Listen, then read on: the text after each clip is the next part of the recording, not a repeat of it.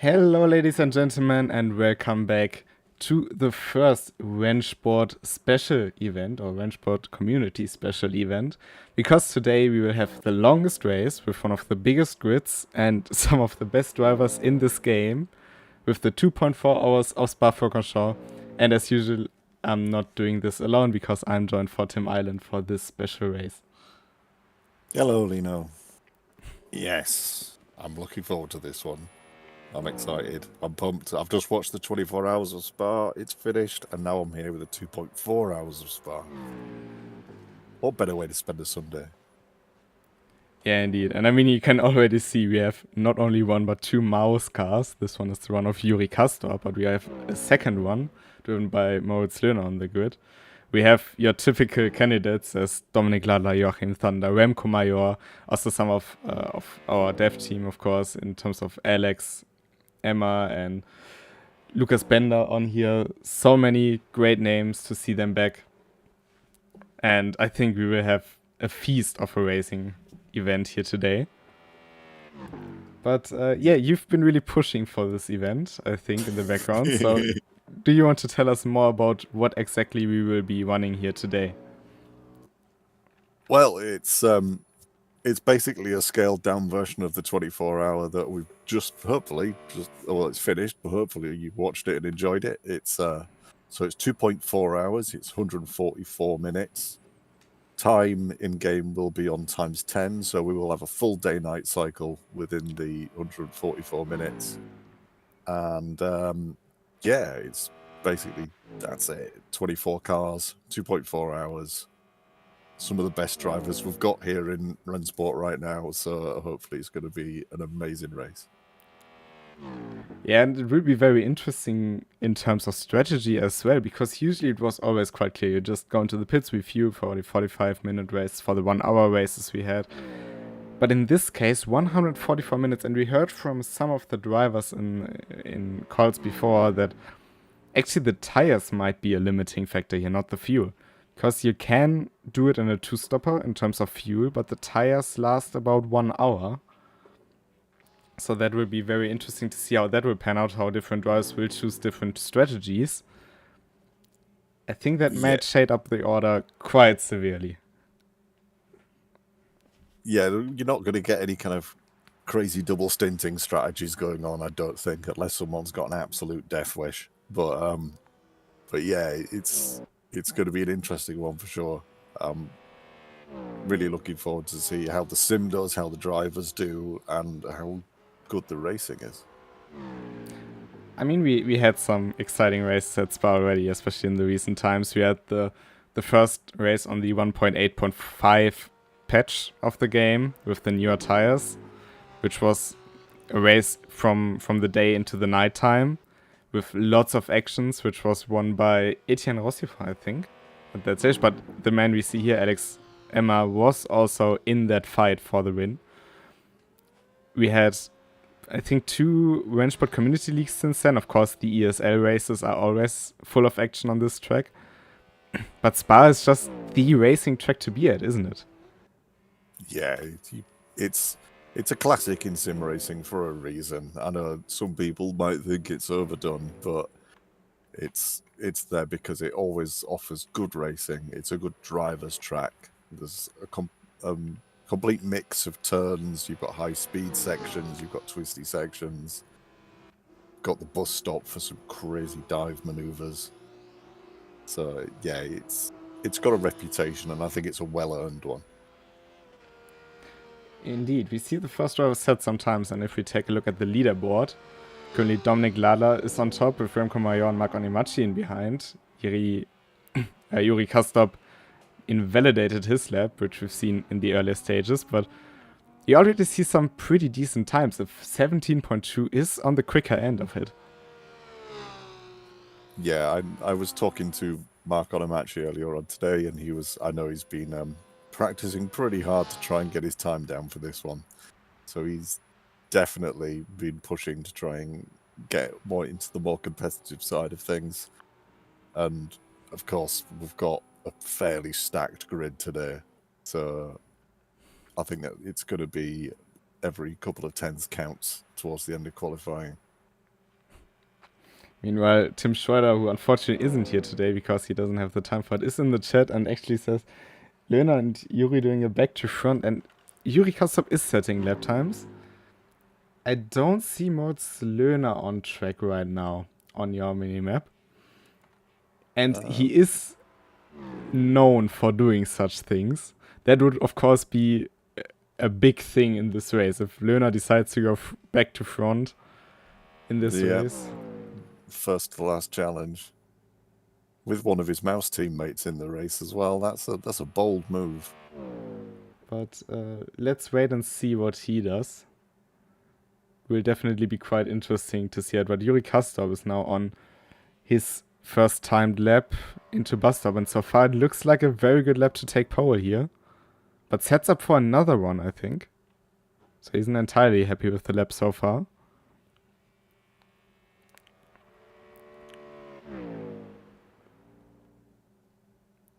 Actually, this one seems to not be valid in this case.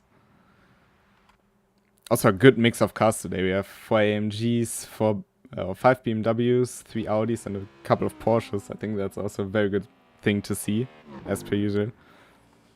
Löhner is on track. He invalidated his last lap, but it was a 1:16.1.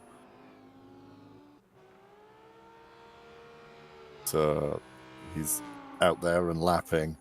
He's not gone for the traditional banker lap strategy. He's just going all out from the start. I mean, these guys are from the highest competition in this game so far with ESLR1.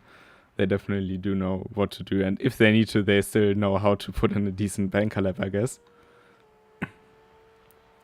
But very interesting to see, and also very cool to see them race here. It's always nice to see esports guys, even as a driver. You might know that you can't really compete with them, but sharing the track with them is always something very special, I think. Yeah, it's always great to see names you've watched on casts, like competing at the highest level, and able to share a track with them and maybe have to move over and let them through. We'll see as the race progresses. I mean, we also see Pompeo on track, who won the last ESL1 Runners-Up Cup race at Road Atlanta this week. Unfortunately, Nico Nüninghoff isn't here with us today. He planned on joining, but couldn't find the time to do so. Oh, Alizaya, big drift there through Bruxelles, but can't quite catch it, unfortunately.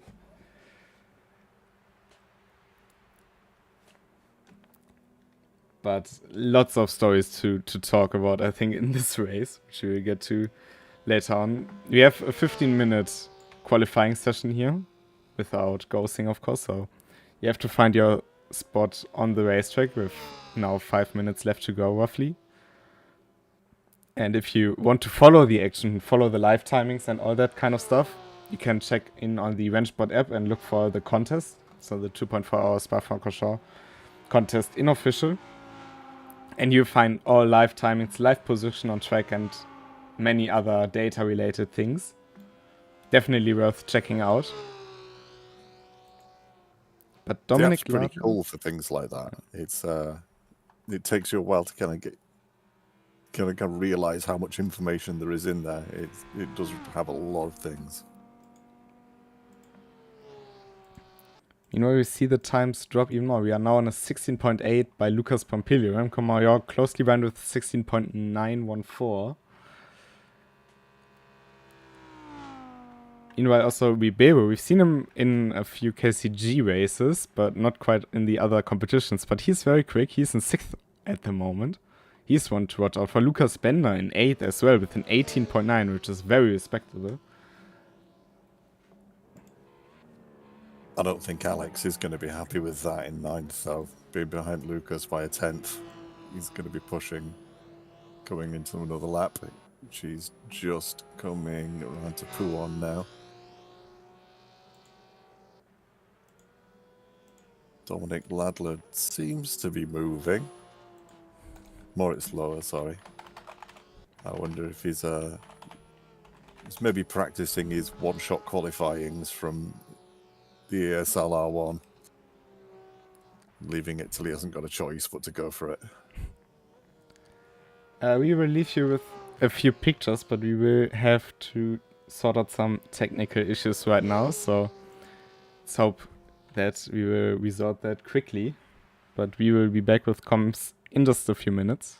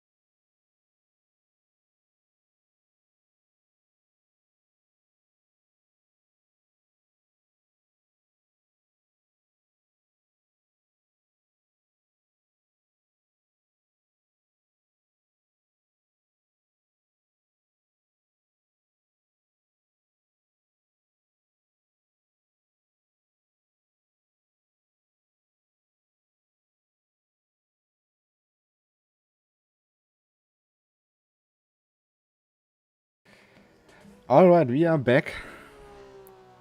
A couple of issues with Twitch, so the stream on this live channel will continue as per usual. But yeah, that is qualifying wrapped up now. So we now get ready for the race. Or rather said, the drivers get information for the race start. So we had Lucas Pompilio on pole, then Remco Mayor, Dominic Ladler and Mark Onamachi make up row 2. Rivera and Thunder, row 3. Rebek and Bender, row 4. Ditek and Korechi make up row 5. I think the most interesting bit is that the last 3 positions are occupied by 3 BMWs by Alex Emmer, Moritz Löhner, and Yuri Kastorp. We will be back with footage in just a moment's time because the drivers are still getting ready for this race.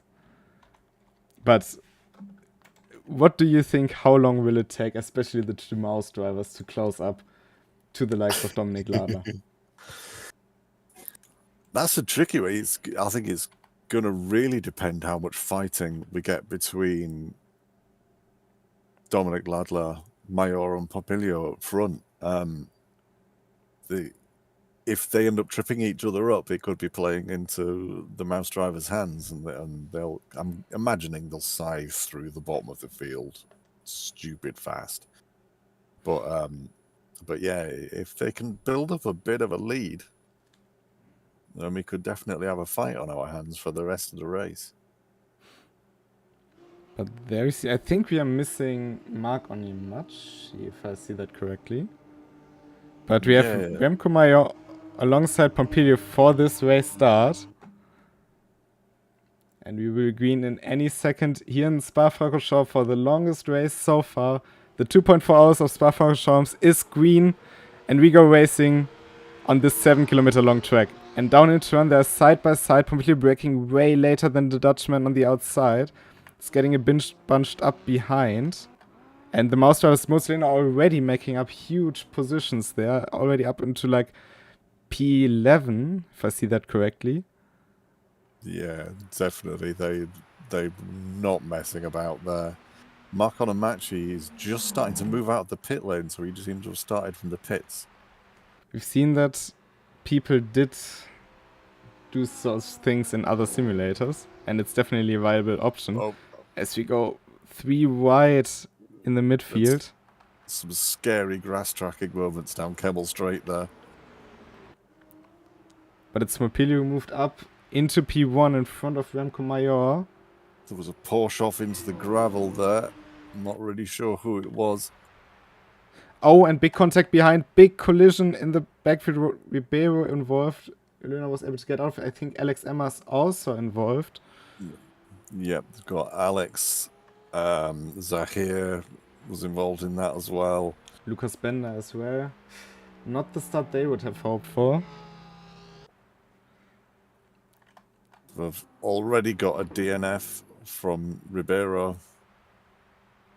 Mark Onyemachi is reset back to the pit lane again, so I wonder if he's having some technical problems.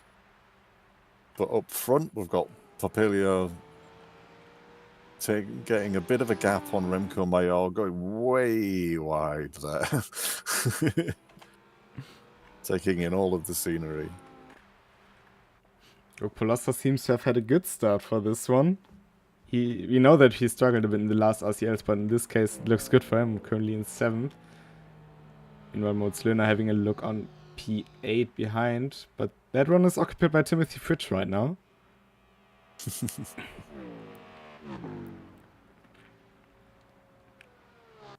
Having to fight his way through. But I mean, 10 positions in 1 lap, I think that's not too bad. Yuri Kastorp also not far behind. And actually, Moritz Löhner is already fast, so I kind of mistaken the 2 cars. But that might happen. Further behind, it's also still side by side between Jiri Vrabek and I think that's one of the Mercedes Omondi.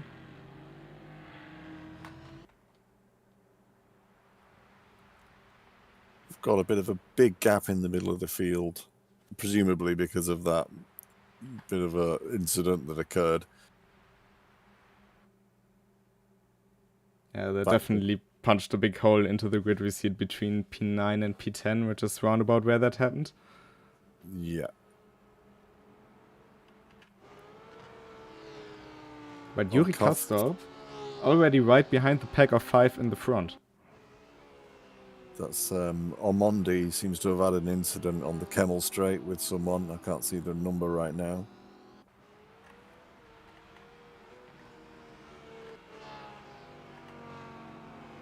So Moritz Löhner now trying his move on Konrad Korecki, one of the drivers we haven't seen so far in the bigger competitions. And he is doing well for his part so far.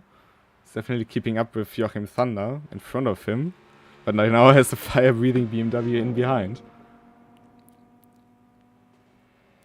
If you were in that position, I think that would really scare you quite a bit if you know who Moritz Löhner is, right? Yeah. Yeah, you've got to be thinking, just let him pass. Or is your ego going to kick in and you're like, just go on. When else are you going to get to fight him? Do it. Do it.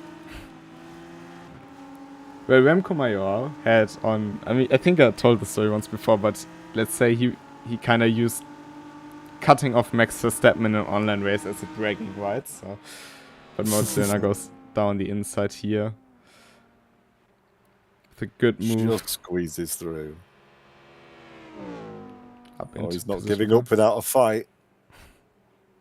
Oh, no. So correctly definitely trying to show himself here. Like, look mate, I'm here as well. Pompilio up front just setting a 16.4. He had purple Sector 2 and Sector 3, so he's definitely taking this opportunity with both hands. Meanwhile, both Alex Emmer and Lucas Bender seem to also have recovered quite well from the early incidents, moving up into 10th and 11th respectively. But yeah, not the dream start they would have. Of course, Alex Emmer, he started P16 in this race. For him, it's still a big gain. But Lucas Bender was on a very good trajectory in this race. Yeah, he's going to be a bit disappointed by that one. But he's got plenty of time to collect himself and start putting in some solid laps. And I'm sure he'll make himself proud by the end of the race. Moritz Löhner now closing in on Joachim Thunder, who has won the last RCL event. In quite the dominant fashion as well. I mean, he profited off the mistakes from Ladla Onimachi, but he still won that race with quite the distance and good pace. The win is still a win. Indeed. And we are only 6 minutes in, so... Lowe's making the move. He's still alongside for the left-hander. Oh. I think Joachim Thunder decided that discretion was the better part of valor there and just backed out and let Lower through. Indeed. Meanwhile, Yuri Kastop moved up into 6th past Korecki. Seems like he had a bit of an easier time passing the Audi than his colleague Moritz Löhner had. But the gap between Korecki to Thunder is roughly the same still, so that will be very interesting to see how that will pan out. Yuri Kastop's last lap was a 2:16 dead, so he's showing some pretty impressive pace so far. Pompilio up front is getting fairly consistent at doing 16.4s right now.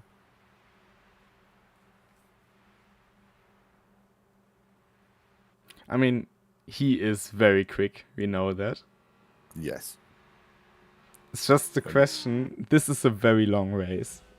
And I'm sure he can do the distance without much issue, but we also know that especially Löhner, but also Yuri Kastop come from an endurance background, in a way. Yeah. So, for them, of course, driving those long distances, they're used to that.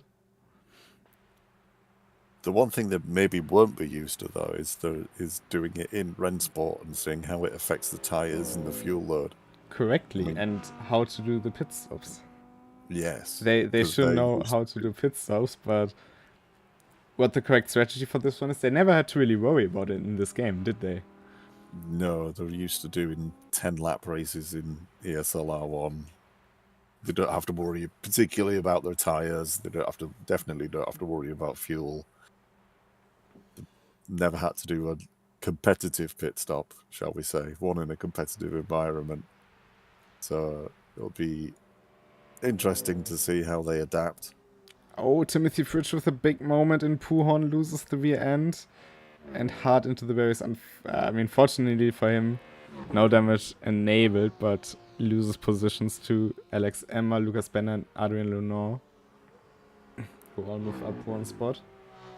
But the field, we still have quite the skill spacing, let's say. I think that's no big secret in the server if you check that on the app. But we are still roughly within one sector of the lap with all cars.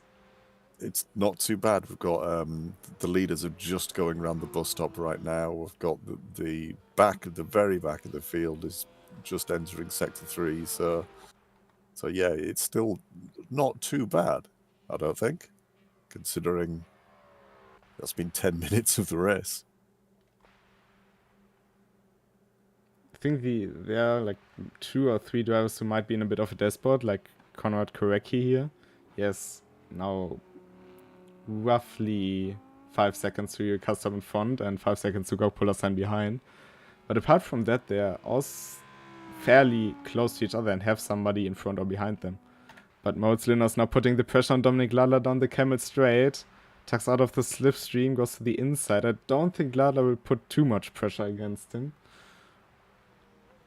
No, Dominik Ladler, he's one of the regulars here, and I think he's going to be playing the long game. He's not going to want to waste time fighting with Moritz Lohr.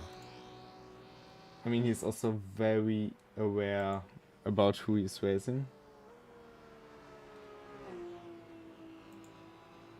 And he's maybe hoping he can get a bit of a tow from Lohr as well while he's at it.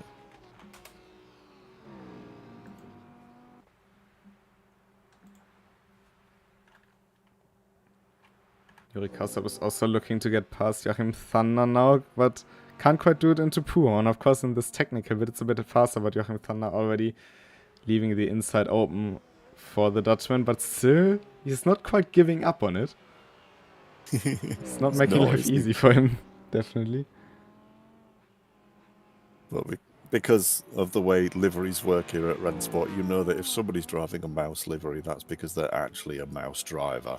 So even if you don't recognize the names, you've got to be like, oh, he's esports. Well, very much indeed. Meanwhile, Mark Onimati has said in chat that he had some issues starting from the pits and therefore had to DNF, unfortunately.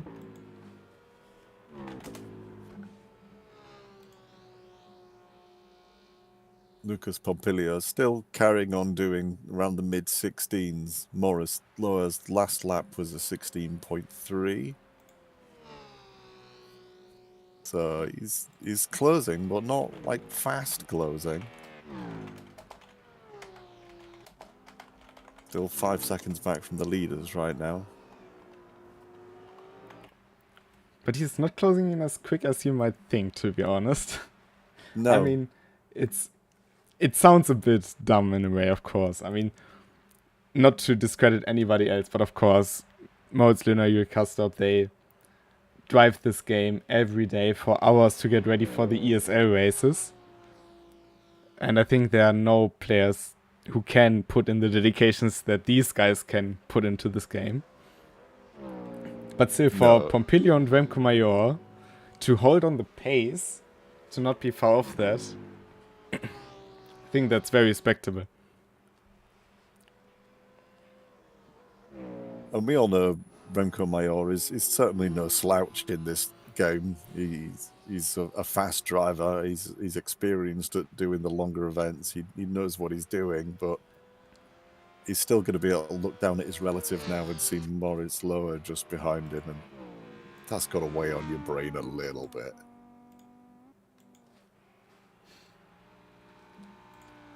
I mean, of course, it's also, especially in the case of Moritz Lindner, I mean, for those who followed his story, he went from sim racing to racing in the DTM Trophy and other real-life events.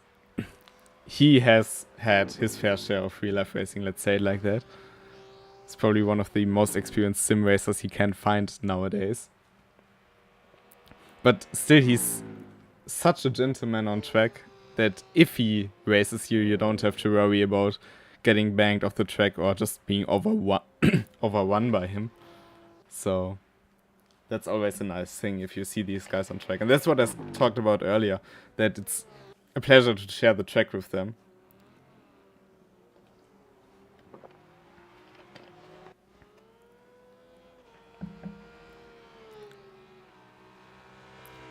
Yeah, Alex Well- Emma is now trying to get his move on into 8th on Gok Polassa. Looking to the outside. Moritz Lowe has just, well, set the fastest lap on track, been the first one to go under 60 or 2:16. He's done a 2:15.9. I think it's also the first time that he has really been in clean air, has he? Yeah.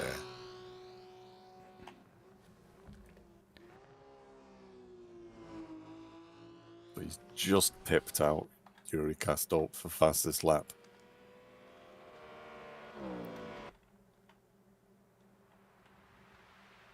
You know, we see Timothy Fritsch drop down the order.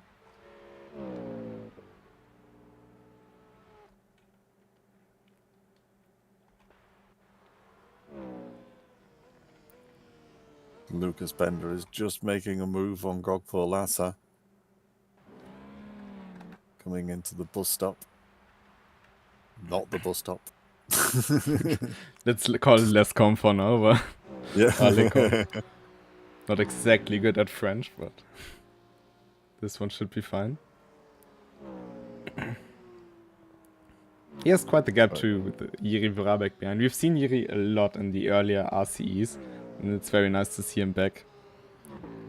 Yeah. We've got Adrian Luna, who was a big part of the RCL Road Atlanta.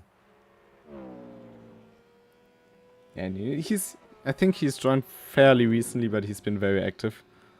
And it's very nice to see him more. We've got some staff-on-staff action soon with Lucas Bender catching up to Alex. I mean, these two have worked as a team, haven't they? They came from, what was it, 14th and 15th or something, now up into 8th and 9th. They kind of worked together through this. Alex made way and Lucas just went through. I'm not sure if these two are eager on starting to fight each other. Starting to get a little bit darker at Spa-Francorchamps here. I don't know what time the race started in-game. Did it start at 16:30, yeah. Okay. But you're definitely starting to see there are people's lights on track a lot more than you were earlier on. Yeah, indeed. And especially during night, it will also, depending on where you orientate yourself for braking markers, be a bit different. But so far, I think this should still be fine for the drivers. And you can actually see the left indicator being on Dominic Ladler's car. He's indicating to you, Krystall, just go through. Don't mind me. Although that might be another spanner in the works for the two mouse drivers. I don't know if they've ever driven any of the night racing here. That's true. That might be a good point.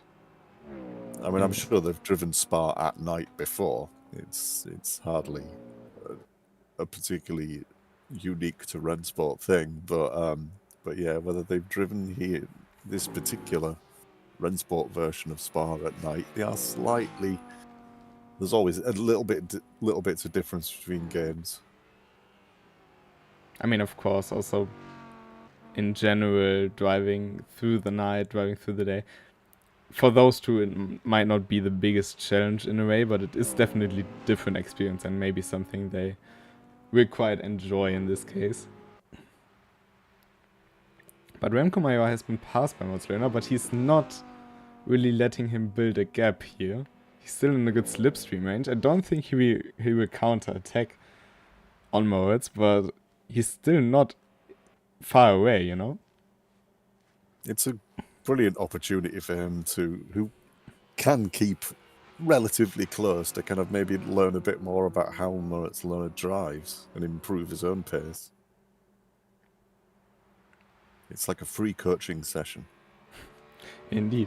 Meanwhile, Alex Emma and Lucas Bender have quite the gap to Conrad Craig, but they're getting closer to each other. As said, I don't think they will fight each other, but Lucas Bender is definitely not letting go of Alex. Yuri Kasparov is clapping back with a 15.7. He's not letting Moritz Lohner have the fastest lap of the race.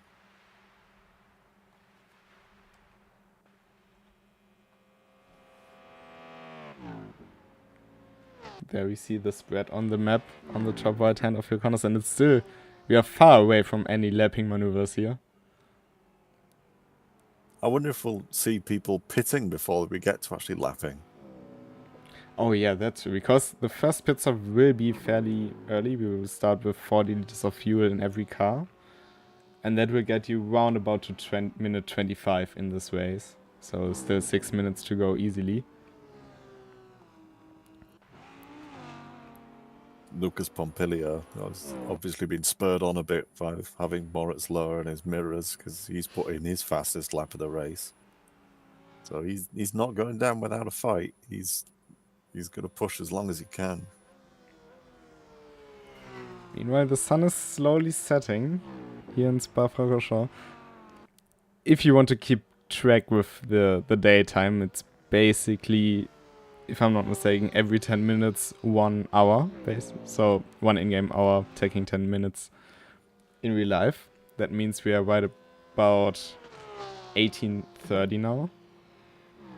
Meaning it will get darker in the uphill section here from the run up through Stavelot to Blanchimont, but the rest of the track is still pretty lit. Trying not to do Lightning McQueen reference here, but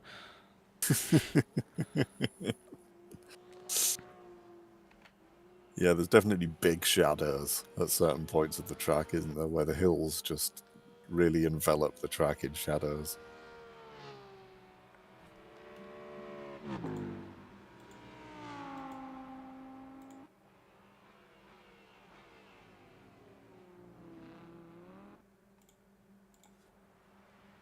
Remco Mayor now sitting kind of roughly in between the two mouse drivers.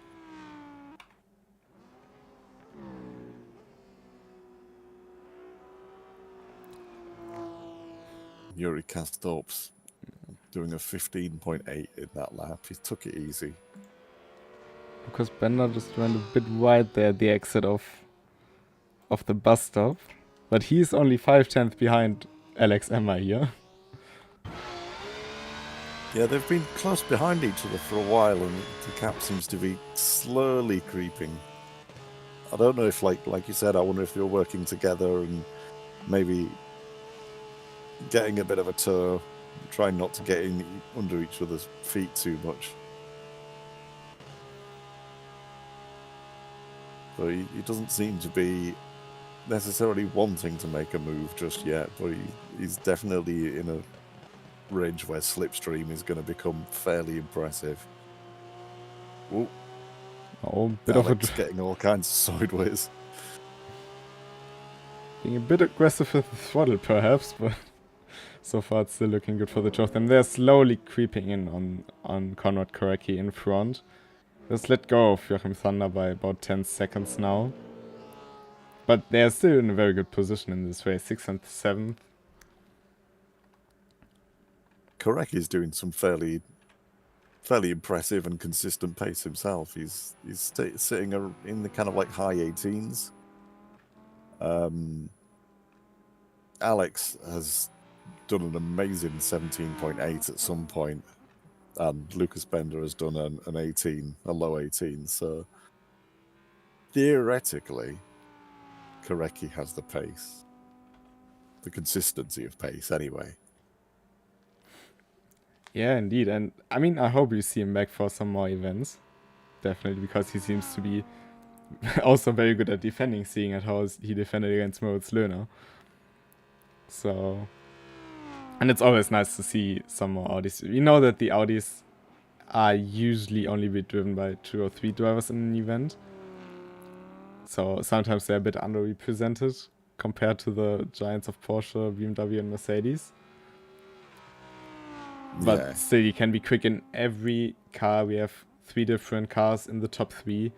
Mercedes in this race struggle a bit, but we've seen that be completely different in other races. Also here at Spa, where we had Mercedes up front. We remember Nico Nüninghoff, for example, in the Runners-Up Cup. He's typically driving a Mercedes, so... Got a couple of people in the pits right now. Got Alex and Carnamus and Lucas both pitted at the same time. Suspicious. I mean, they're in the same voice channel as well. Meanwhile, the two AMDs of Yeah. Lenore and Zaha having a fight. But up front, it will get close between Pompilio and Moritz Löhner soon.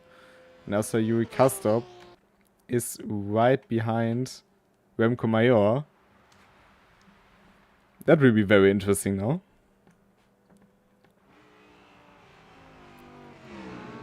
I think Timothy Fritsch has also gone into the pits now.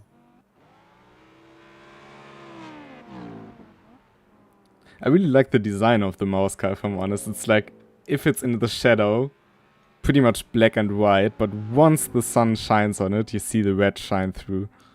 I always like those color plays. That's your designer side kicking in there. Indeed. Oh, but Yuri Kastop has to lift here for Remco Major.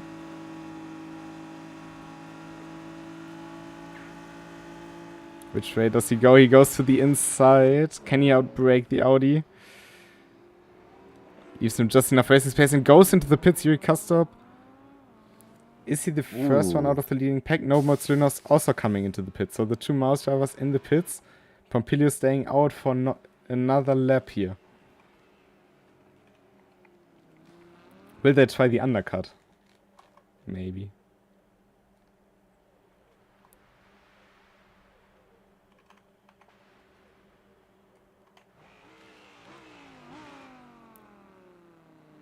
Fairly decent stop from Moritz Löhner. Although he seems to be having some trouble getting started. His car's staying stationary. He's getting told to turn his headlights on. I don't think he's realised how to do that. Well, out of all the things that could have, I mean, Gokpo, Lassa, and Jiri Vrabek coming into the pits together, that is definitely the most interesting one. Yuri Kastop also now driving. He definitely found the headlights. That would throw them down the order quite a big time. Yeah. Yeah.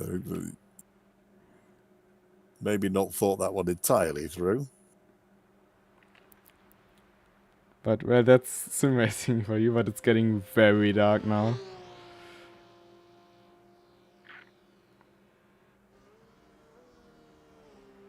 Vrabek doing a very quick stop there, not messing around. The first one will pretty much always be a splash and dash in this case. Get the Yeah. car maybe not completely full, but so you can make it halfway.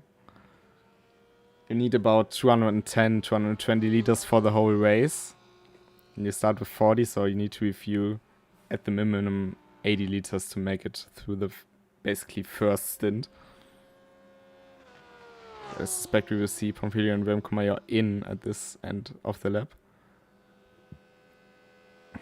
But that has really done a number on Moritz Löhner's position. He's no longer in the top 10.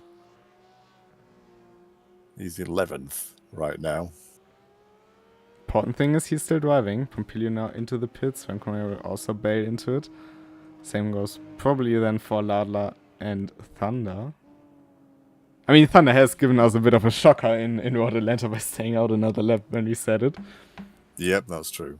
But Road Atlanta is a much shorter track and yeah, he goes into the pits.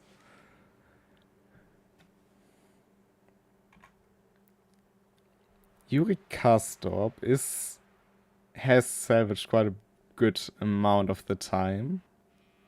So he's still in a good position for this race. But I think he will come out behind the pack. And also it seems like Remco Major is way closer to Pompilio after the pit stop than he was before. There we see them coming out of the pits. Yeah, they are very close together. He's done a blinder of a pit stop there, I think.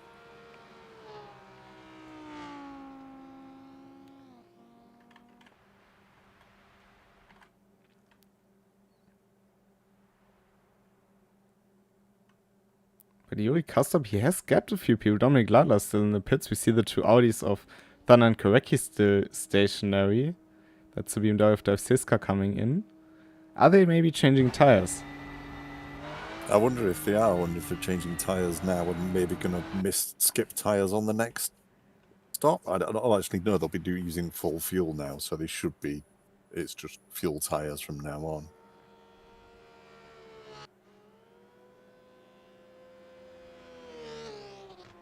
So yeah, it's an interesting bit of strategy. I'm trying to throw a bit of a spanner in the works early on. Who am I on here? Lujo is definitely changing tires. Motzluna came out behind Joachim Thunder after his pit stop. Oh, Joachim Thunder came out just in front of Motzluna after his pit stop, rather said. Pit lane looking fairly busy right now.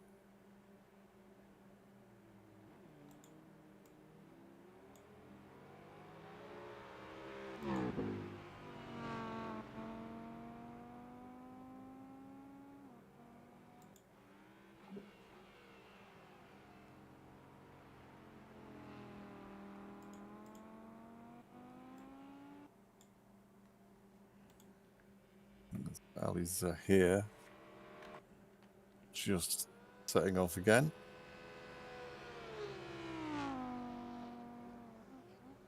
Can find him in game. Remco Major is in a very good position behind Pompilio, if I'm honest. He's 6/10 behind the Porsche.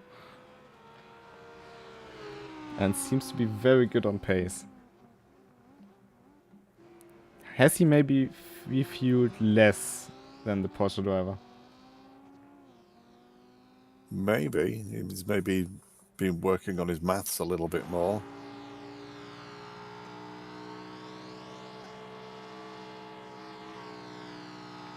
So you see the beautiful sunset here in Spa. I really love to see that. But Remco Major is now setting up for a move around the outside on the Camel Straight. Always a difficult one to make happen, but he just gets in front there. I mean, the good thing for him is he's past Pompilio. The bad thing for him is now he has Pompilio behind him. Yes. And they've got a fairly decent gap to Yuri Kastorp right now, but he's no slouch and he's not going to be waiting around. And so they don't really want to be fighting too much. There's still a long way of this race to go.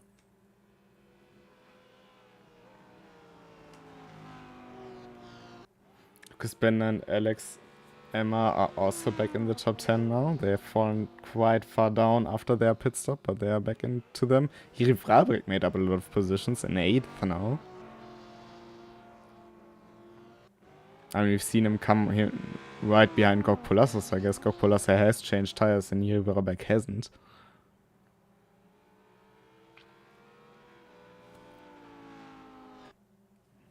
Yeah, Remco Major's last lap, which was when him and Pompilio pitted, his last lap was 6 seconds faster than Pompilio's.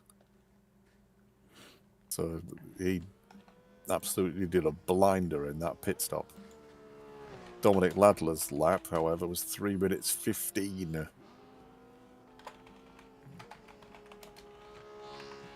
So I don't know if he changed tyres or what, but he definitely had trouble getting his headlights on. But it seems like Remco is also able to build a gap to Pompilio in general, right? Yeah, he seems to have gone past him, and he's not stopping. He's I wonder if Pompilio's maybe not so familiar with the night layout, with his brake markers and everything at night here at Spa. It is definitely different than driving at daytime. And it is fully dark now. Oh, Remco Major making a bit of a corner cutting maneuver there, unintentionally, I think. I mean, you have, I think, 5 strikes before you get in trouble for that.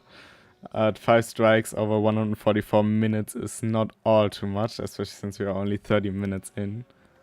Yeah.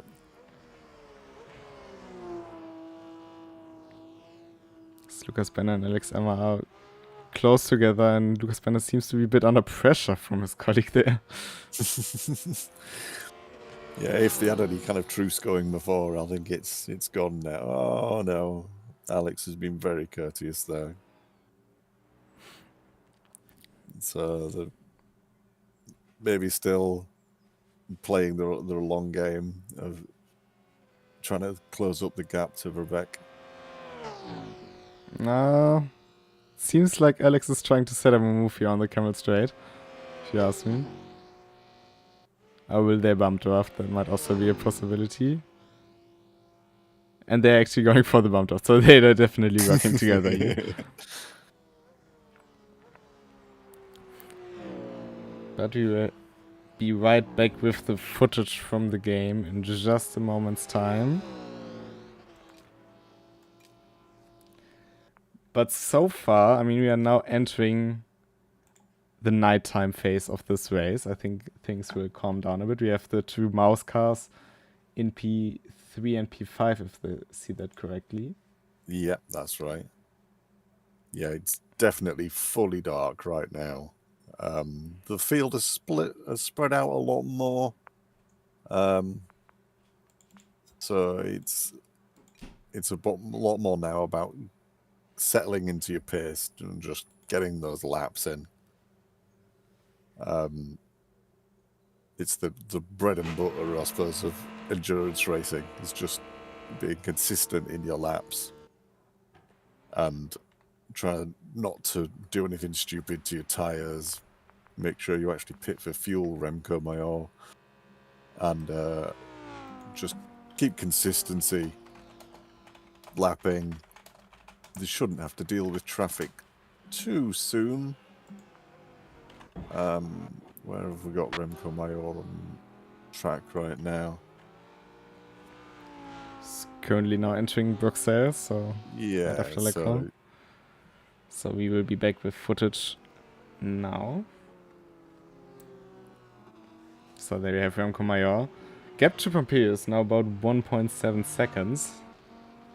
Krystall is slowly catching them. Also, I mean, while trying to get closer to Dominic Ladler. Yeah, Yuri Krystall and Moritz Lower haven't taken too long to get used to the track at night. They're both running in the mid-16s right now. Remco Mayor and Lucas Pompilio are doing mid-18s. Lucas Bender and Alex can actually see Jiri Brabek now, so they have closed the gap to roughly 6 seconds. And then it's only 4 seconds to go to Konrad Korecki.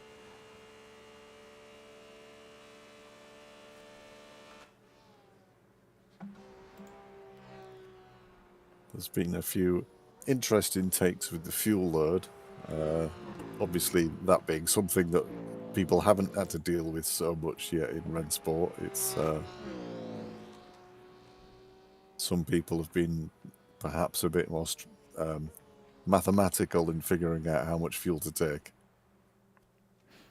I mean, I think there are, in general, like 2 types of people. The ones that calculate before and try to work out some plans, and the ones that just go in the race. Yeah, this will be fine.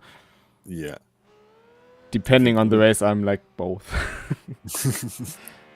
I think Lucas Pompilio just went max fuel. Give me it all. Because he seems to be the one in the field who's got the most fuel on board right now. Would also explain how Remco Mayor could cut off so much of the gap to him in the pit stop. This will be the question. Yeah. I mean, of course, he will have a shorter second pit stop. If they both change tires, how big will the advantage be? Hard to tell.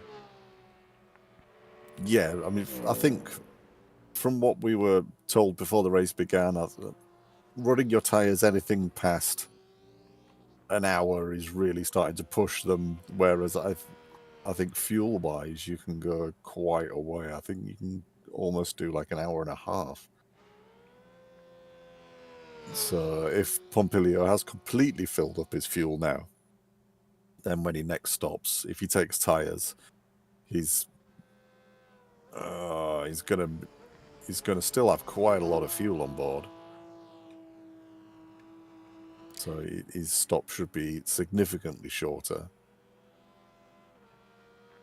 He's definitely not a lot slower than Remco Mayor. He's basically keeping pace with him now. Meanwhile, also Lucas Bender has dropped quite far back to LXM. I mean, these two have been running as one entity on track, basically. So he must have had a mistake somewhere. Lucas Bender also has a 5-second penalty to serve. So he must have had a few too many off-track track cuts.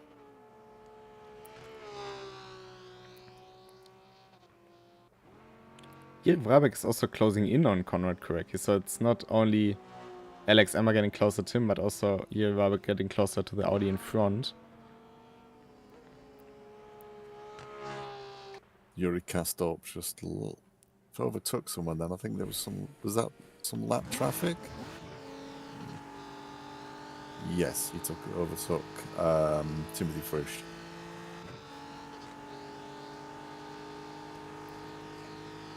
So we see the night sky. World Student is getting closer to Dominic Ladler to reclaim that P4. Here's someone taking him once. And again, it seems like Dominic Ladler is deciding not to fight this one out.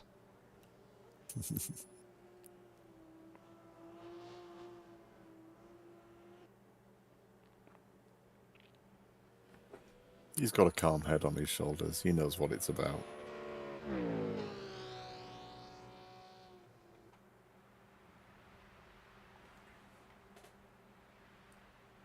Remco Meyer right now though on a very good run here after the pit stops.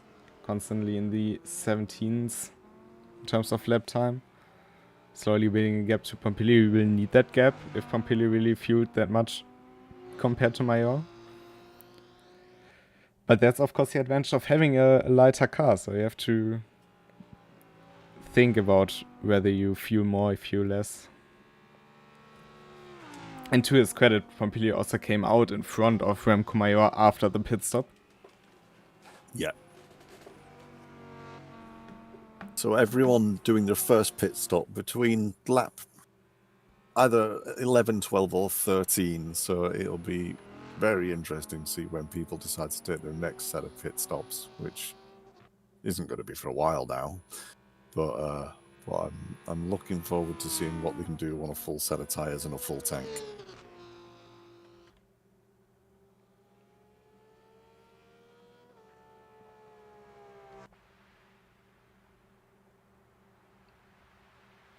I think it will be very interesting to see who will take tires and when. I mean, Pompilio seems to go very long with his tires if he refuels that much.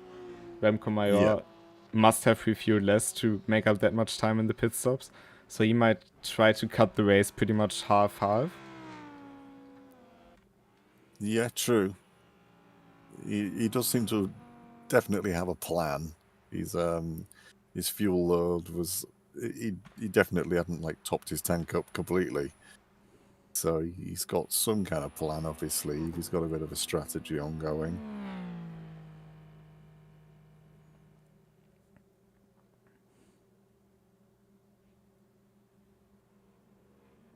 Meanwhile, well and truly into the night. Yeah, very much. And I mean, it is very dark at Spa if you've seen the real one. At night, okay, in this case it wasn't helped by the rain. This year pretty much all the big races being subject to a lot of rain or fog or anything. I mean, it's weather, you can't really do anything against it. And it did occasionally get lit up by lightning, though. That's true. But I mean, even if you follow soccer a bit or football, I know either you get aggressive by me saying soccer or you get aggressive by me saying football. So there's no in between, I guess. But the game between Germany and I think it was Denmark also had to be interrupted. And I mean, the game took place in my hometown, and I could tell you it was well. Let's say Joachim's last name is really fitting to that one. Squared. It was really ridiculous. Like, you just went outside for a second and you were soakingly wet.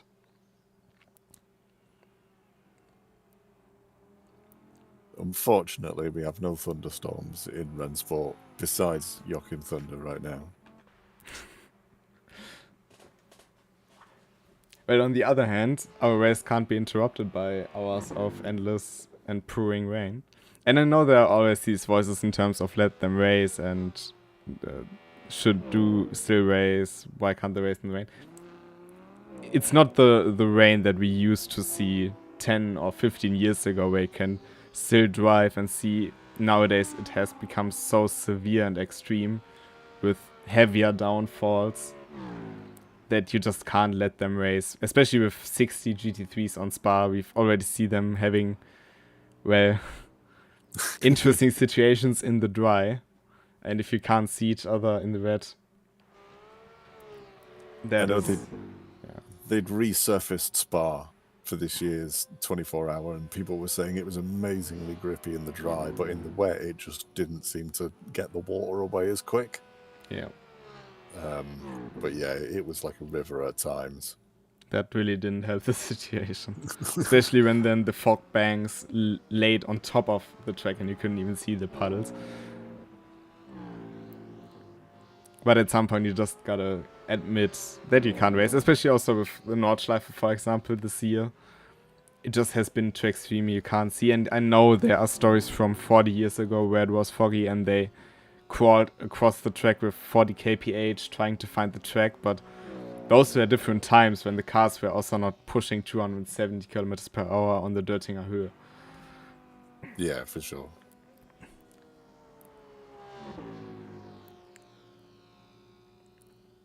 Ali Zahir seems to be closing in on Gogpur Lasso right now. He has been for a couple of laps, but he's always at that like magical 1.5 seconds to 1 second. And he can't really seem to get much closer than that. Other than Yuri Kastov here and Lucas Pompilio, because he's getting real close.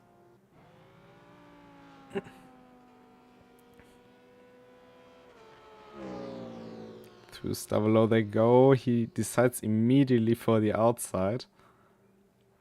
But the gap to Remco Major, more than 4 seconds already. Yeah, Remco's been putting in some fairly decent lap times. He's been hovering around the high 17, low 18 mark. But Yuri Kastorp playing the Jaws music, but doing fairly regular 16s. I mean, Moritz Löhner has quite the big gap to catch up to Pompilio and Kastorp now. 30 seconds, 7s. You don't really make that up in a short moment's time. No, he's made it a bit trickier on himself, that's for sure. But I mean, he's always up for a challenge, so in all fairness in this game. Especially with Yuri Kastorp so much headier, or so much further ahead than he is on track. He's left himself some work to do, shall we say.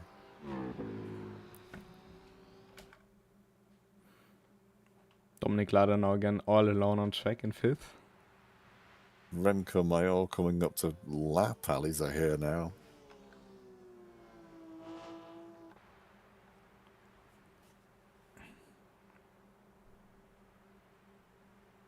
So it's night time. It's could be some interesting traffic situations occurring. Hopefully people have got their eyes on their mirrors. I mean, not to completely curse it now, but we haven't seen too many flashers yet. So that is true.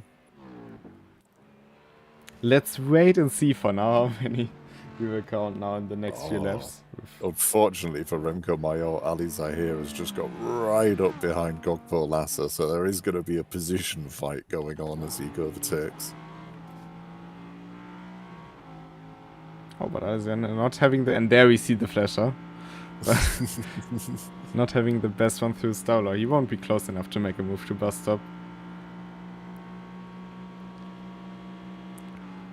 On the other hand, Remco Major is getting a brilliant tow up the hill now. Behind the two cars. Oh yeah, you can't argue with a double toe, so he's got to be happy with that one. Oh, dives it down the inside. Gogpur are moving in a bit of contact. And oh, the BMW is round. I'm not sure on that one. It was maybe a bit aggressive from Remco Major. It's hard to see him coming in that moment, especially at night. It was very aggressive. On the other hand, God Polassa would have had blue flags in that moment's time, which of course work a bit different in endurance racing, but since it's a single class, still you should give way to the car that's on a lap up, but hard to tell. Seems You like were there racing was for position, so it's a difficult one, isn't it? I mean, suddenly out of 2 headlights you make 4, and it's very hard to spot in that moment. Yuri Krystall went through with a bit less of an issue there. But Gog Polassa is still driving. He's also not too far away. He's still behind this pack. Yuri Krystall really closing the gap, coming through Eau Rouge and down the source. Down Kemmel Straight, sorry. He's obviously got some real pace out of the Le False hairpin and can carry that all the way down the straight. We're missing a lot of overtakes by all the action, because Alex Emma got past Jiri Brabeck in the meantime.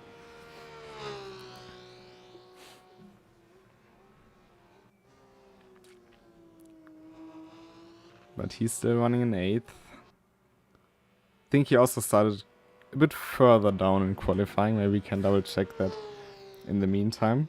Of course, in the RENNSPORT app. So if you don't want to miss anything on the RENNSPORT app, you can find all the live data, qualifying data.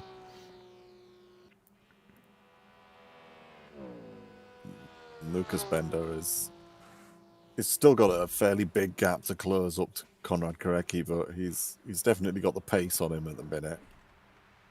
Yeah, I think it's just going to take a while because it is a 8-second gap. So, but he's just got to keep it clean, keep it smooth, keep doing what he's doing, and the overtake will come. We have still about 1.5 hours left to run in this race, and quite a lot of that will be at night time, even though we are, I think, soon past midnight. But yeah, since we run 2.4 hours, 144 minutes, or 2 hours and 24, quick math, there's quite a lot of time left to run for the drivers, and especially in their stints. So there could be anything shuffled up. We see more and more lapping maneuvers come up now in the coming laps. I think the full length of the race will be roughly 62, 63, maybe 64 laps. So we're still kind of a third of the way through. I wonder if people are going to try to squeeze for... Oh, do you think people are going to go try? Somebody's going to try to 2-stop it, or do you think people will go 3? 3-stop, I don't see that really happening, to be honest. I think it's rather a case of when you do that second stop. Yeah. Yuri Krystall is glued to the back of Remco Major right now.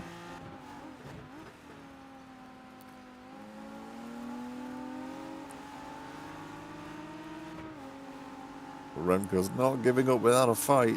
He's still going too wide.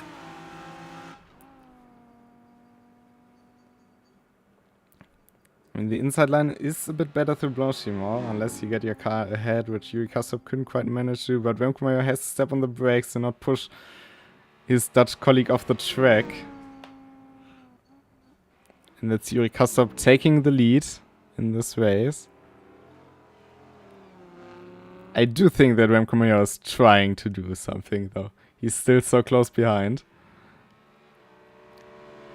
He's definitely, like we saw when Moritz Lower overtook him, he didn't just give up and let him disappear into the distance, did he? But it's maybe another learning experience. Tries to capture, figure out the lines where they're turning in, how much accelerator they're putting on, and he's holding a fairly decent gap. I know he's got the Kemmel Straight, which is a good suck. But it seems like he can't quite get the drive of La Source and through a Rouge to really be a threat to the BMW.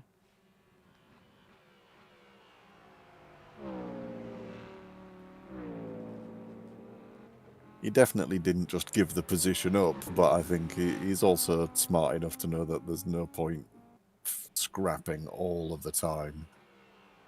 There's still an hour and a half to go of the race. There's no point fighting from now until the end.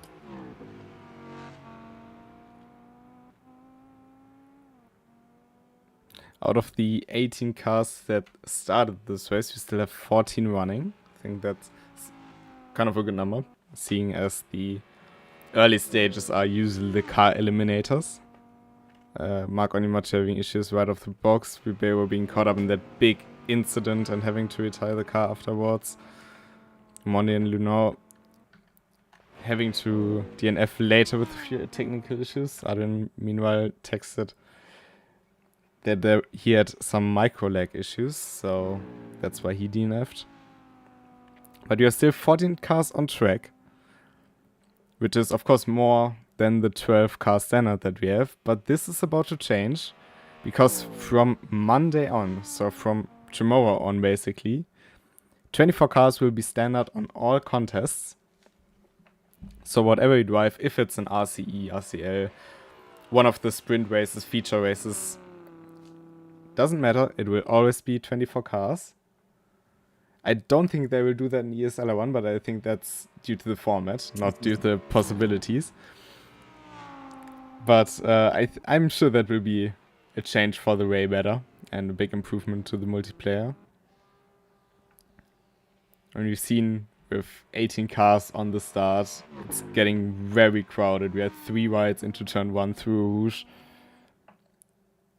I think if that comes a regular occurrence, that would be very interesting, to say the least. Yeah, I'm looking forward to seeing some of the bigger grids on our regular races. The ones that get cast.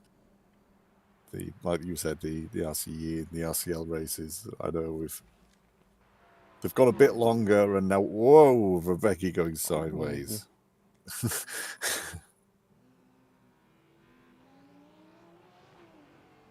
But it'll definitely be good to see some more drivers taking to the grid and mixing it up.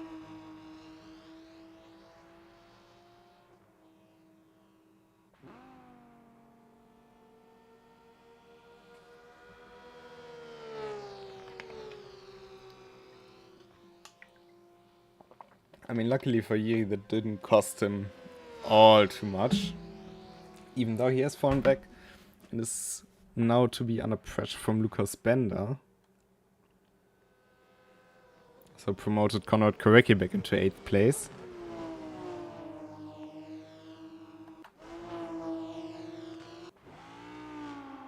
And he's still struggling Lucas, with the tire temperatures. That was a close one, Lucas. But yeah, definitely. It's good to have a bit more action on track. With Lucas and Rebecca being close together again. And I'm sure... Sorry, Rebecca, not Korecki. I've managed to merge them into one person there. Might have. But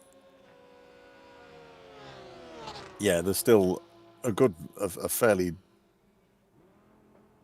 interesting mix of lap times going on right now. The darkness and the fuel loads have definitely mixed things up a little bit. I mean, we also see the gap between Mario and Popular having grown to 11 seconds at this stage. So of course with a heavier car you also wear the tires a lot more. And since they already have been used, I don't know.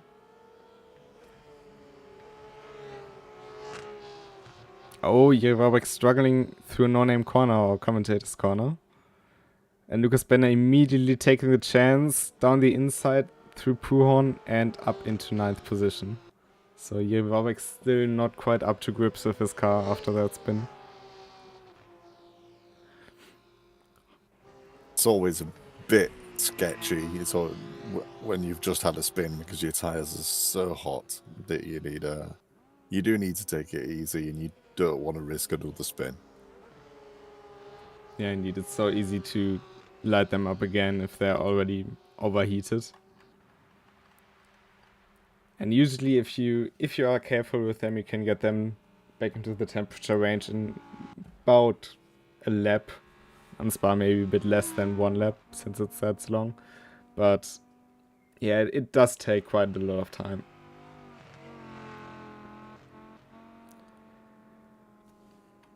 The worst time to spin is probably into the bus stop, because you've just had all of the fast section, and you spin, your tires are bright red, and you come up to La Source hairpin, and you can't get the speed to go down the Camel Straight properly. And especially with the rear, if you have overheated your rear tires, you have an imbalance to the rear. So if you go to a rouge and you turn in, it's fine. You turn right through the compression then, and your car just goes, basically. If you get over the hill, the rear gets light already, and then you have less grip than you would anticipate. Lose the rear end, smash into the inside or outside barrier. Especially with damage on, that's not so good for your race result. Yeah, for sure. But no damage here tonight, so they could be a bit riskier with their moves.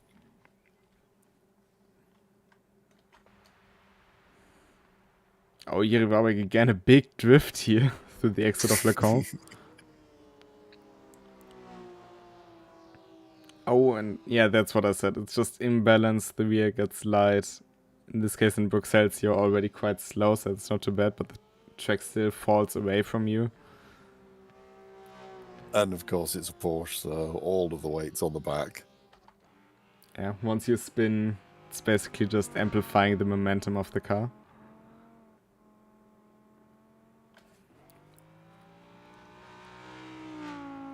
Yuri Krystall here, continuing to put down some fairly solid laps. He's managed to gap Remco Mayor by nearly 6 seconds. He is not waiting around for his teammate, that's for sure.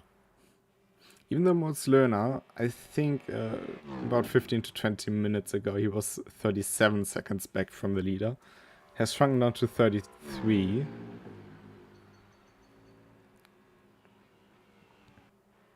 Yeah, he's doing, again, as you'd expect from somebody like Moritz Lerner, he's doing good, consistent lap times. He's closing up on Pompilio slowly but surely. Just coming up to some lap traffic now.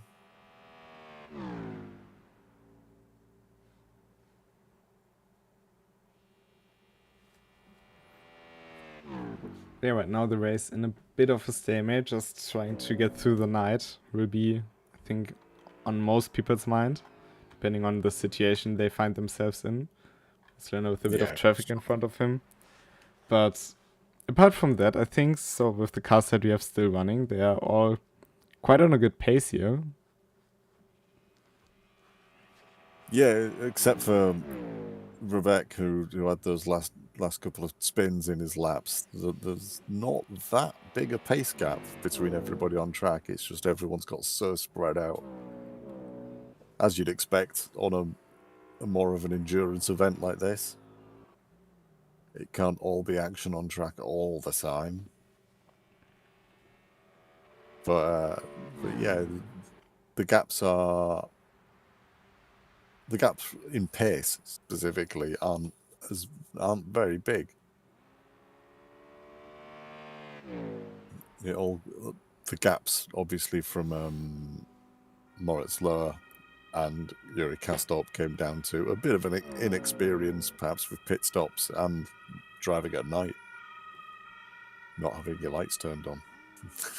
And especially not having a binding fan. To be fair, they never needed it so far. No, that's true. But yeah, of course, at night you want to see and you want to be seen. So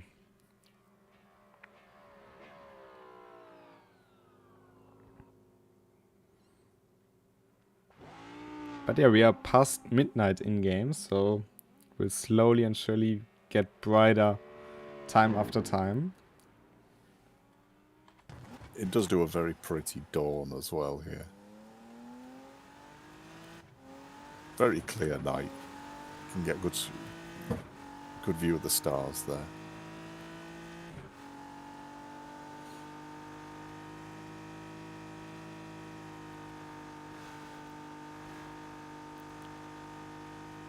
I mean, of course, also when the sun comes up in real life, you have a big struggle usually with sun coming directly into your eyes and blinding you quite kinda. So they usually have special visors for all that stuff. In this case, well, you might be blinded a bit. It's not as big of a thing in the monitor where you can adjust the brightness and stuff. I think it's fairly known from other simulators that people tend to turn up or turn down brightness depending on what daytime it is.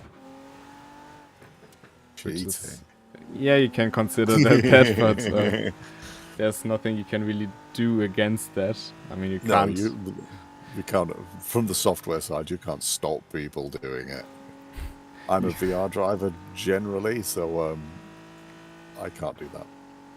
You can't just go into the monitor's code and just say, okay, brightness setting. That doesn't really work.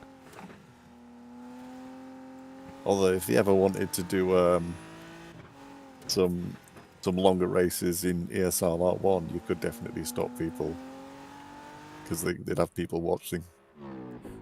Of course, on the LAN events, it's a bit different, but in that case, it's all neutralized. I mean, you don't have your special settings. You have your typical real settings, and they are all using the VRS rigs at home nowadays, I think.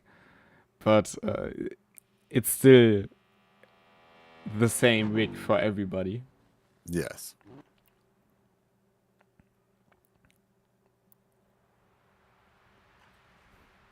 But it's a completely different environment in a whole. You know, you have people watching you live, and you have all the people you would usually swear at right beside you. So it is a fairly different setting. Yeah.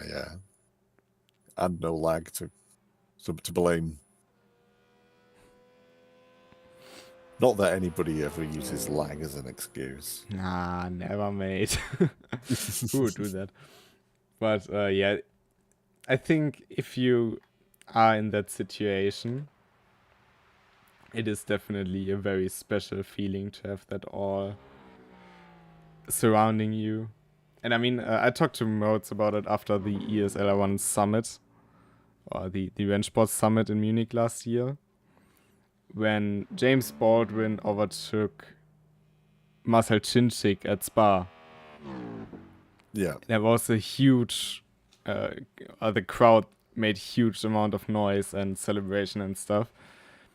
And I asked Moritz, did you actually hear that through the headphones? And he was like, you don't really hear it, but you still feel it a lot. So yeah, you can hear it kind of. And it does so much to the surroundings and to the vibe of the whole event. I mean, you don't get that at home, right? You don't have hundreds of people suddenly screaming in joy or in whatever. You maybe don't. I've got a basement full of them. Excuse me, what?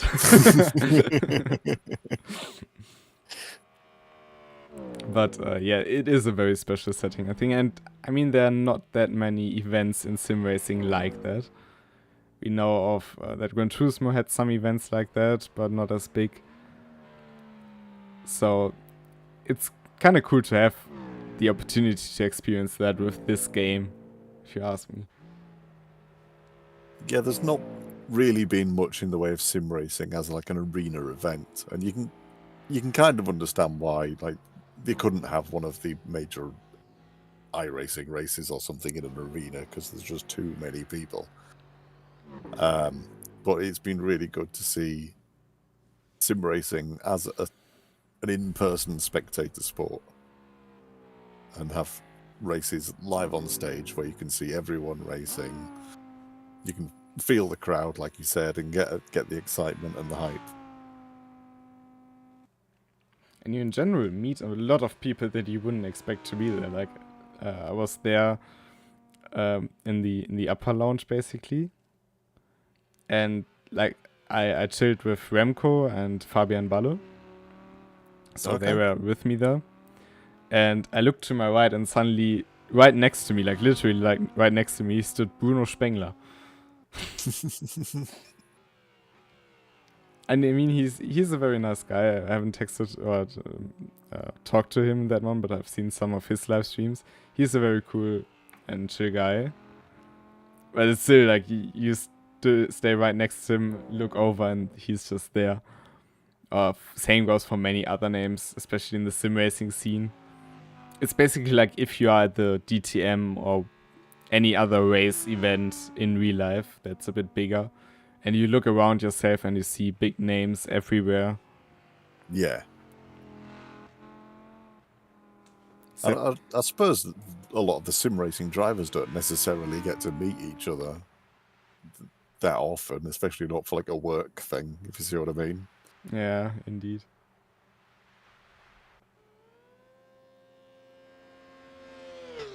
What's Lerner now is getting closer to Pompilio. The gap between Remco and Pompilio is 20 seconds. And that's quite big for the amount of fuel that they have taken in the pit stops each. Because of course Pompilio has taken a lot more fuel than Remco Mayara, but the difference is still far too big for that, if you ask me. Yeah, I think Remco's definitely taken the advantage from having a lower fuel tank and pushed the pace as much as he can. He's constantly lapping a little bit faster. But Moritz Lerner loses the car in No Name's corner.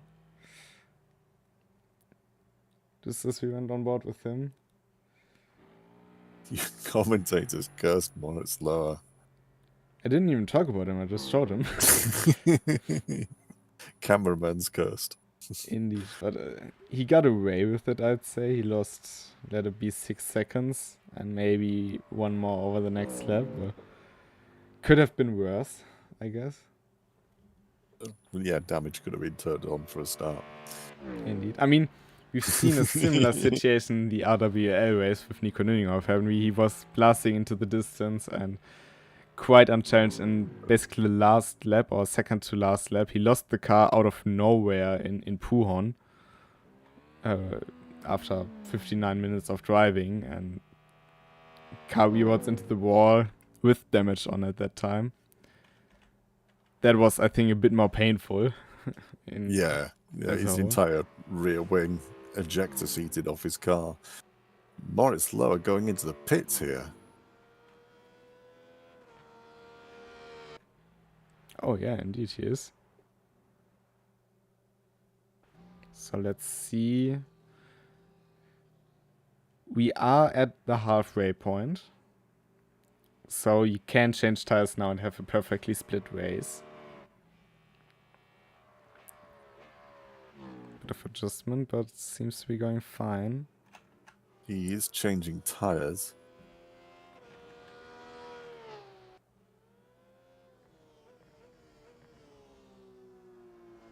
He's maybe decided to do it after his spin. He'd already had his tires on for a while. Maybe thought it was time for a fresh set of boots. I think we will see many people change tires. Don't think he will be the only one. No. It's not just a question, will he come out in front of Joachim Thunder? He's now on the start-finish straight. Moritz Lerner still on the jacks.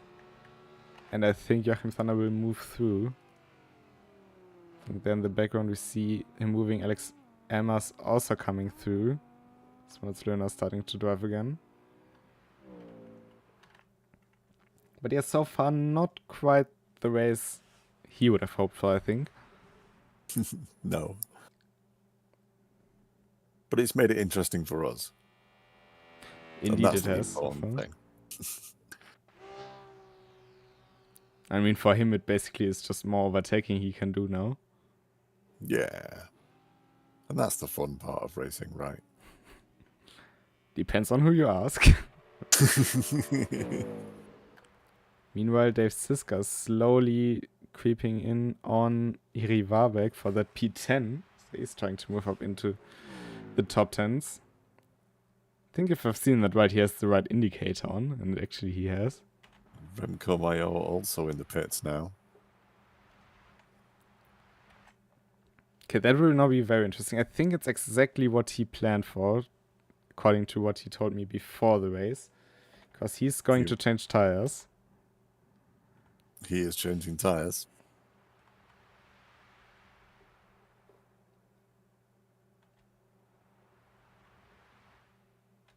It wasn't the neatest pit stop. He got a few seconds added.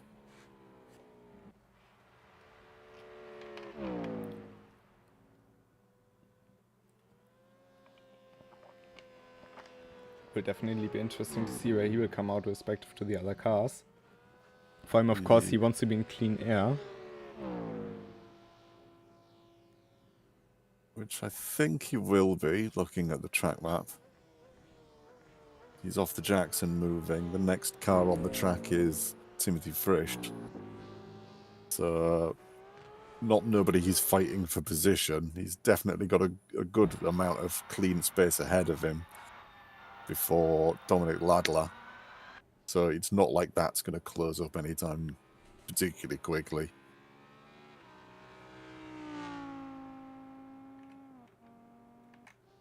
And Remco Mayo going heavy on the fuel this time. I mean, it will have to last half the race's distance now. Yes. Yuri Kastorp is probably going to be pitting this lap, I think.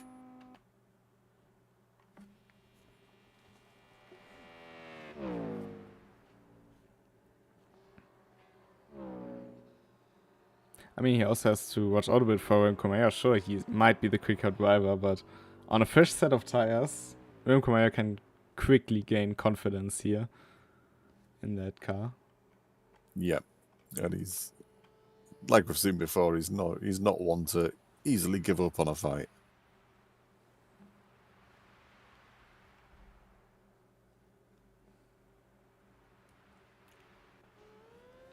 Kastorp doing a slightly better stop. He's a lot less added time. He's also changing tires, as you'd expect. How much longer can Pompilio stay out? He will definitely retake the lead of this race, but... On fuel, he's got all the fuel in the world. But unfortunately, it comes down to tires, which I have no information on. But I don't think he will be able to make it to the end of the race on fuel alone. No, he's not quite got that much fuel, to be fair.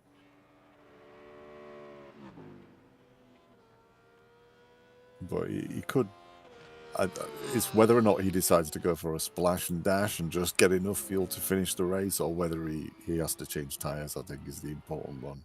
Oh, Yuri Kastorp and Dominic Lado will come out right beside each other now. True Rouge. Dominic Lado, of course, with more speed out of La Source as the sun is rising again.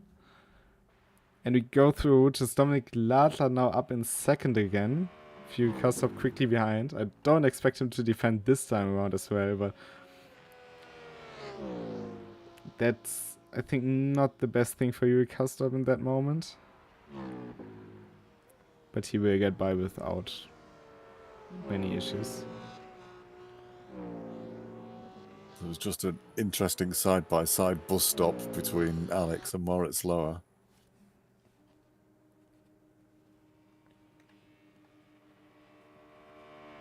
Moves Moritz Lower up into 6th position again. He's now hunting down Joachim Thunder for 5th. But I mean, Remco Mayor was pretty much fighting for P2 with Pompilio. And he's 20 seconds ahead of Moritz Löhner, and we still have roughly 70 minutes to go. Yep. That's a long time. It is. It's definitely shaking things up with the pit stops here.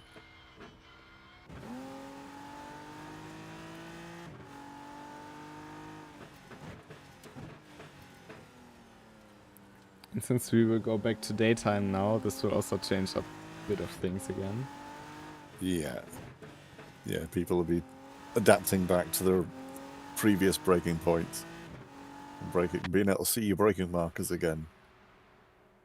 Dominic Ladler trying to make a move on Yuri Krystall. I don't think he will try a move, but he will stay as close behind as he can. Can bet on that. Of course, Dominic Ladler is the way lighter car now. And if he can stay with you, because he can basically take the advantage of the slipstream, make up time without losing out. Maybe get closer to Mayor and Pompilio in the grander scheme of things. He's got a few laps before he has to pit for fuel, so he can definitely take advantage of it as much as he can right now.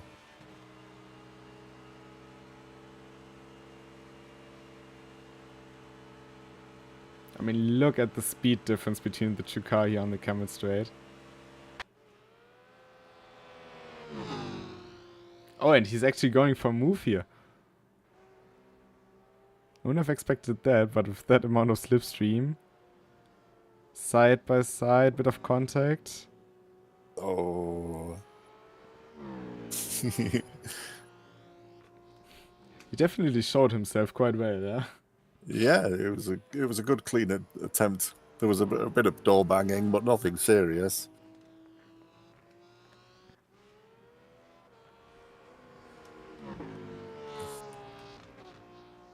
But now I wonder if he'll try anything again, or if he'll just sit behind and just soak up the free speed.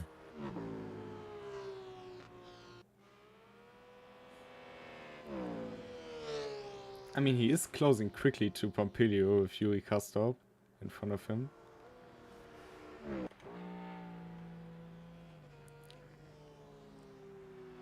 Oh, we've got a couple more people in the pits right now. We've got Lucas, who has to serve a 5-second penalty.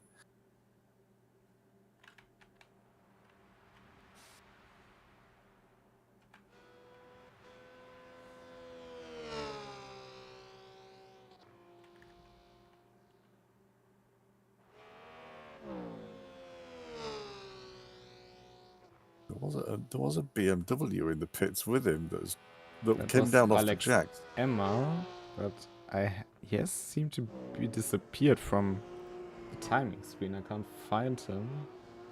Yeah, his car dropped off the jacks and then just disappeared.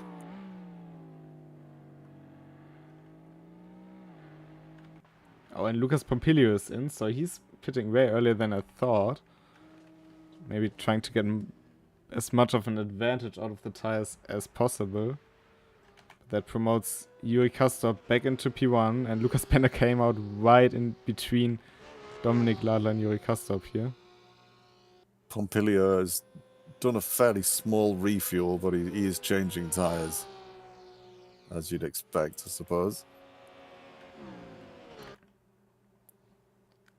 Now, Remco already went through. He is now coming up to Rouge. And also Joachim Thunder will get past Pompilio. Same goes for Moritz Löhner, who's now closing up to Joachim Thunder quite quickly.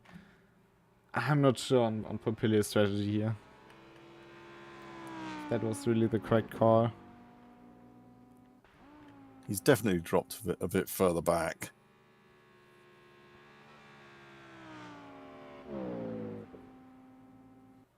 But of the people in front of him, Dominic Ladler hasn't pitted yet. Remco Mayor has. Joachim Thunder has not. Moritz Löhner has. So there's two places he'll probably gain back from pit stops. But it's definitely put him a long way off Remco Mayor. The gap's nearly 40 seconds now. No, it's not. Yes, it is.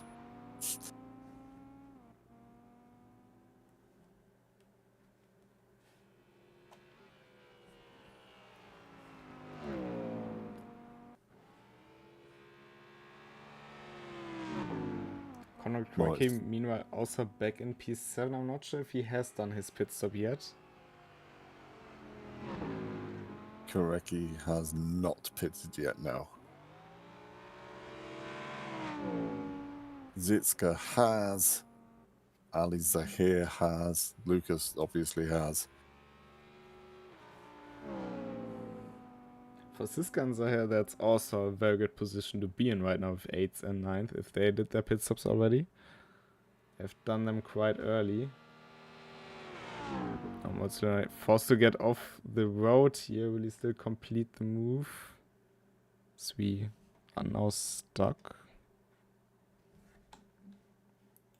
We'll be checking what's going on.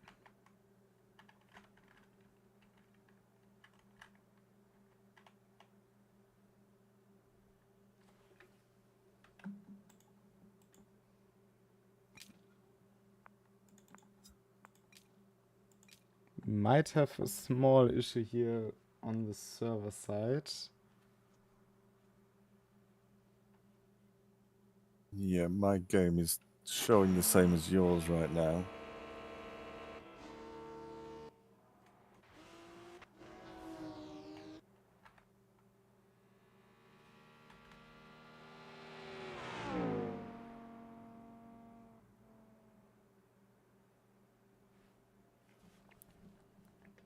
We will be back after a short break.